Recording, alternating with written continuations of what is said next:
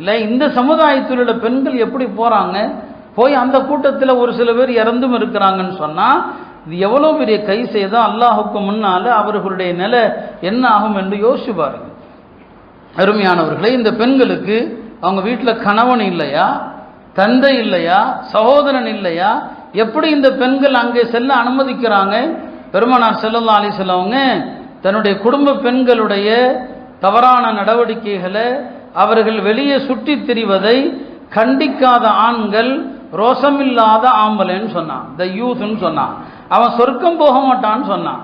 தெரியல இந்த வீட்டுடைய பெண்கள் எப்படி இவங்க பேட்டி கொடுக்கறது, அந்த வீட்டில் உள்ள யாரோ ஒரு ஆண், அவன் தந்தையா இருக்கணும், கணவனா இருக்கணும், சகோதரனா இருக்கணும், அவள் வீட்டில் வந்து அவளை 4 அடி அடிக்க வேண்டாம்? எப்படி இவ்வளவு போனது ஒரு தப்பு, போறது ஒரு ஹராமு, நீ எந்த முகத்தை போய் பார்க்க போற? அந்த முகத்தை பார்த்துட்டு ஒரு பேட்டி வேற, அந்த பேட்டியில சொல்லக்கூடிய வார்த்தைகள் எல்லாம் குஃபுர், எல்லாம் இறைமறுப்பான வார்த்தைகள். எங்க இந்த பெண்களுடைய உள்ளத்தில் ஈமான் இருக்க போகிறது?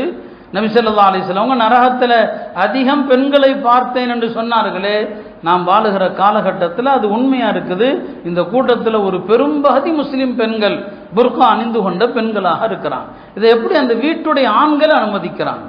இந்த முசீபத்து நம்ம ஊருக்கு வந்துடக்கூடாதுங்கிறதுக்காக தான் நான் இன்றைக்கு உங்கள்கிட்ட அழுத்தம் திருத்தமாக சொல்றேன். இது